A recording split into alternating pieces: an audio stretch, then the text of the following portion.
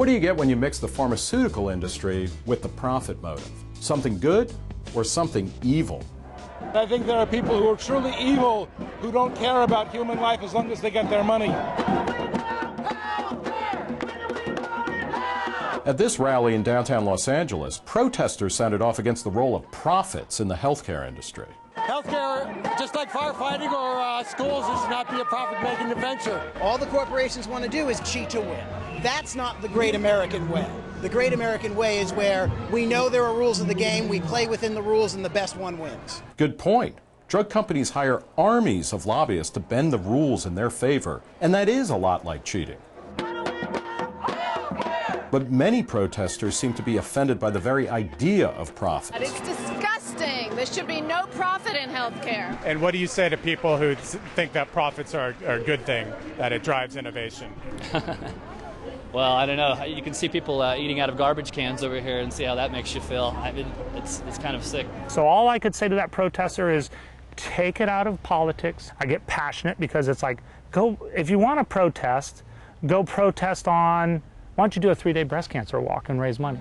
Dave Christensen is a construction superintendent who lives in San Diego with his wife and 2 daughters. I was riding my bike a lot, training, surfing, and riding, but I really was starting to get a passion for cycling and being, you know, the competitive juices were flowing. I've always been that type of a guy. But Christensen realized something strange. He was training hard, but he wasn't improving. I was riding bikes a lot and training, and I just get slower and slower and weaker and tired, and what's this mass on my throat, and I better work harder. I started riding at night with the lights on. I'm getting slower. Soon after, his doctor would tell him why he was getting slower. And he said, okay, you have cancer. And so at first, at first right away, I was like, you're overwhelmed. And then I started to cry.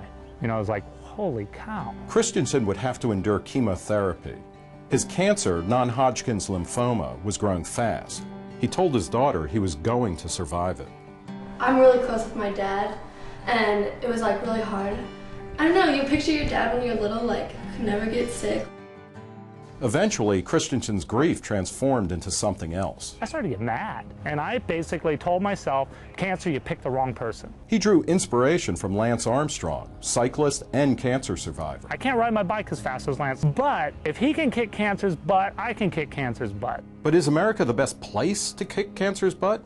Every other democracy in the world has a healthcare system that covers everybody, and we don't. America is the only industrialized country that doesn't have a national health plan. After all, we're often reminded of how unusual America is. All of the modern industrial nations have some sort of universal health care program, Britain, Canada. The message?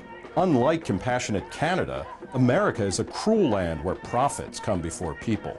Saying that fundamentally misunderstands what the function of profit is. The profit mechanism is a great motivator. Nadeem Esmail of Canada's Fraser Institute. When you have a system like Canada's where you're controlling the price of patented drugs, where you're restricting access to medical technologies in order to control costs, you're really not creating a marketplace where a company can come in and sell their innovation at a profit, which then encourages them to make more innovation. I have no sympathy for the drug companies.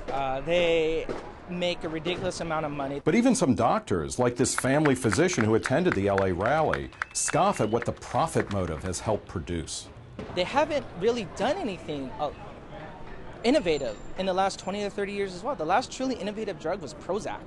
But wouldn't the drug companies point to things like cholesterol-lowering drugs or HIV drugs, stents? Those are innovative drugs, and there is a role for them. Look at where recent innovations have come from.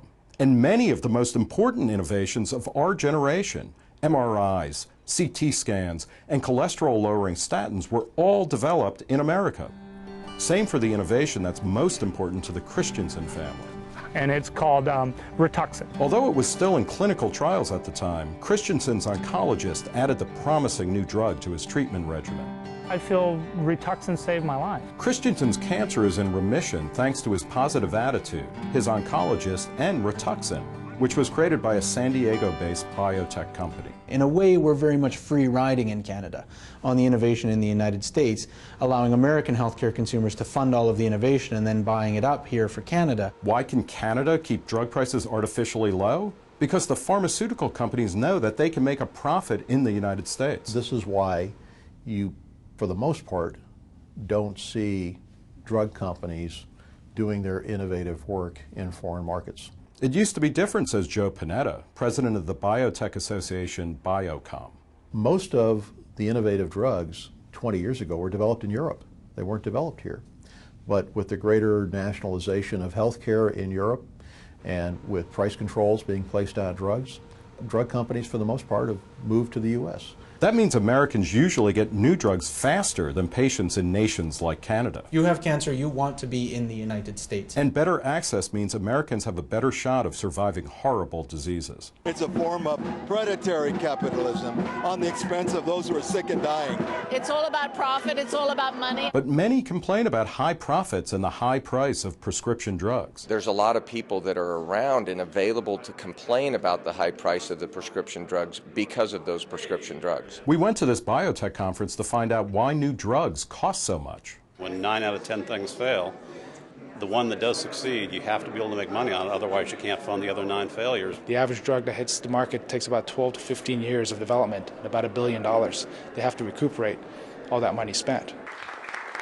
Presentations are given by reps from small biotech companies hoping to find investors for emerging medical innovations that would treat conditions like diabetes and heart disease. If the money is not there to drive innovation, that innovation will not appear. Developing a medical innovation is every bit as grueling as training for the Tour de France.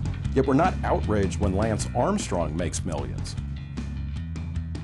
But somehow it's offensive if people get rich making life-saving drugs? Dave Christensen, cancer survivor, glad to be here. For all those whose lives may one day be saved by future innovation, let's hope America isn't shamed into following the lead of the rest of the world. It's disgusting. There should be no profit in healthcare. Drug makers who take big risks may make big profits. But I say good for them.